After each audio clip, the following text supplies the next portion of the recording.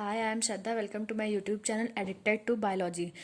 Today's my topic is the urogenital system of the amphibia. Amphibia में हम अब amphibia का तो पढ़ेंगे नहीं, तो हम एग्जांपल लेंगे फ्रॉग का हम यूरोजेनाइटल सिस्टम पढ़ेंगे।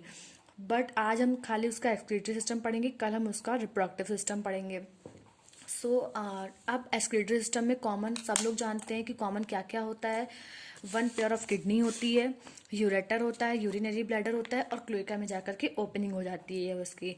बट यहाँ पर क्या है कि जो मेल और फीमेल में है ये एक्सक्रीटरी सिस्टम बिल्कुल सेम है। एक बस डिफरेंस होता है कि मेल में जो होती है उसकी यूरेटर और जो जेनाइटल डक्ट है वो सेम होती है, मतलब कि स्पर्म की रिलीज के लिए और यूरिन की रिलीज के लिए एक ही डक्ट होती है, इसीलिए हम उसमें कॉमन डक्ट होती है यूरोजेनाइटल डक्ट, जैसे कि आपको इसमें शो हो रही है, इसी को यूरोजेनाइटल डक्ट कहेंगे। और फीमेल में क्या होता है, उसकी जो यूरेटर होता है वो भी सेपरेटली ओपन होते हैं और जो उसकी जेनाइटल डक्ट होती है वो भी क्लोएका में जाकर के सेपरेटली ही ओपन होती है। अब हम इसके एक्सक्रीटरी सिस्टम के बारे में बात करते हैं, जो कि दोनों में, ये देखिए मैंने लिखा भी हुआ है, ये दोनों में सेम होती है। पहले हम बात करेंगे किडनी। इसकी किडनी कैसी होती है, ये रेडिश ब्राउन होती हैं, वेंट्रल साइड पे होती हैं। और इनके जो वेंट्रल साइड पे क्या होता है, एड्रिनल ग्लैंड होता है। ये वर्टिब्रल कॉलम के आइदर एक एक दोनों साइड होती है। अब हम किडनी के बारे में बात करेंगे, तो किडनी किससे मिलकर के बनी होती है, यूरिनीफेरस ट्यूब्यूल से मिलकर के बनी होती है और उसमें compact mass of connective tissue भी होता है। अब ये यूरिनीफेरस ट्यूब्यूल क्या होता है, अब ये यूरिनीफेरस ट्यूब्यूल के बारे में अगर आप जाने तो कैसे जानेंगे कि इसमें जो यूरिनीफेरस ट्यूब्यूल्स होते हैं ये कुछ जैसे कि हम मान लेते हैं ये आपकी किडनी हो गई, ये हमारी किडनी हो गई, ये किडनी है, इसमें बहुत सारे यूरिनीफेरस ट्यूब्यूल होंगे, ये है। अब इसमें ऐसे यूरिनीफेरस ट्यूब्यूल बहुत सारे होते हैं ऐसे। अभी मैं आपको बताऊंगी यूरिनीफेरस ट्यूब्यूल का स्ट्रक्चर कैसा होता है। बहुत सारे होते हैं, बहुत सारे ऐसे ही बने होंगे, अभी मेरे पास समय नहीं है तो मैं कम बनाऊंगी।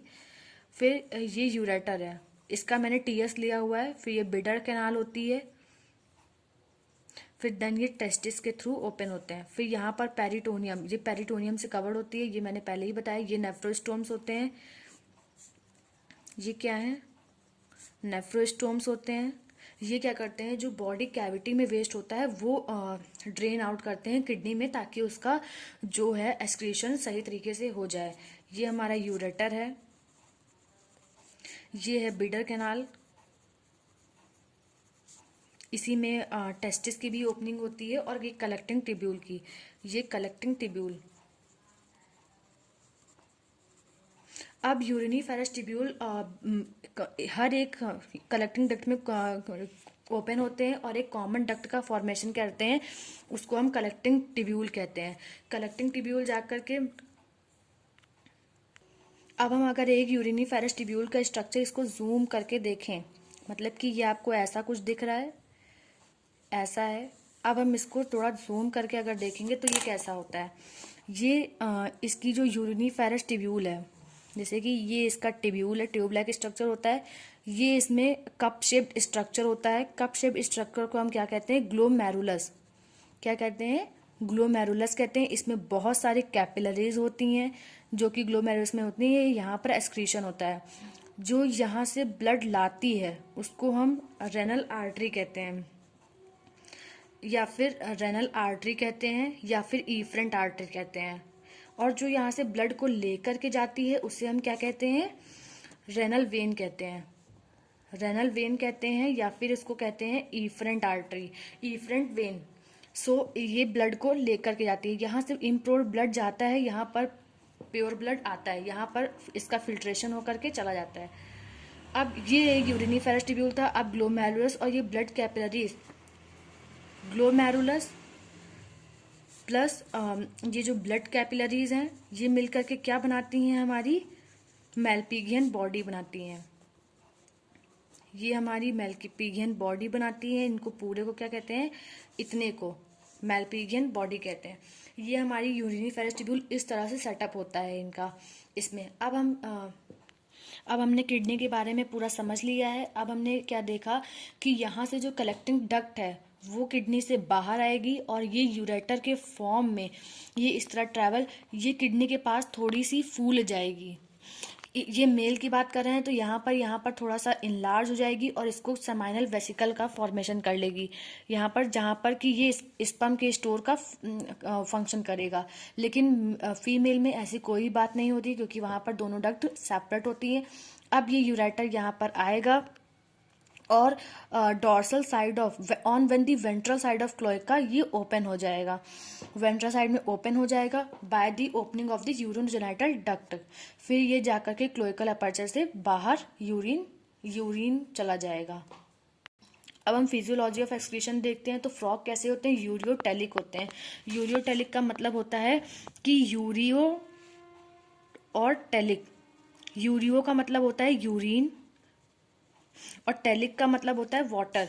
तो यूरियोटेलिक मतलब कि यूरिन का वाटर के साथ निकलना, जिनमें यूरिन के साथ वाटर भी आता है उन्हीं एनिमल को हम क्या कहते हैं? यूरियोटेलिक होते हैं ये। अब इनमें फिल्ट्रेशन कैसा होता है? फिल्ट्रेशन 3 स्टेप में होता है। फिल्ट्रेशन इसमें 3 स्टेप में होता है। पहला होता है अल्ट्रा फिल्ट्रेशन, फिर होता है अल्ट्रा फिल्ट्रेशन होता है, फिर सेलेक्टिव फिल्ट्रेशन होता है। यहाँ पर सेलेक्टिव फिल्ट्रेशन के बाद क्या हो जाता है? सेलेक्टिव फिल्ट्रेशन या फिर एक्टिव फिल्ट्रेशन भी कहते हैं। अल्ट्रा फिल्ट्रेशन में क्या होता है कि जो यहाँ पर ग्लोमेरुलस में जो कि फिल्टर होता है सब्सटेंस, नाइट्रोजनस सब्सटेंस जो फिल्टर हो, ग्लोमेरुलस में क्या होता है? एक्सेसिव वाटर के साथ नाइट्रोजनस वेस्ट भी होता है। यहाँ पर वाटर का एब्जॉर्प्शन हो जाता है, फिर ये वेस्ट आगे चला जाता है। आगे कहाँ? मतलब कि यूरिनिफेरस ट्यूब्यूल में चला जाएगा। यूरिनिफेरस ट्यूब्यूल में अभी हमने आपको क्या बताया था कि यूरिनिफेरस ट्यूब्यूल में सीलिएटेड एपिथेलियम के थ्रू ये अंदर से कवर होते हैं। तो ये क्या होंगे? यहाँ पर जो एब्जॉर्प्शन, ये जो बचा खुचा होगा, थोड़ा सा वाटर होगा या कोई भी सब्सटेंस होगा जो कि इनके लिए इंपॉर्टेंट होगा, वो यहाँ पर एब्जॉर्ब हो जाएगा। तो सेलेक्टिव ये कहाँ पर होता है? यूरिनिफेरस ट्यूब्यूल में होता है। और ये कहाँ पर होता है? मैल्पिगियन बॉडी में होता है।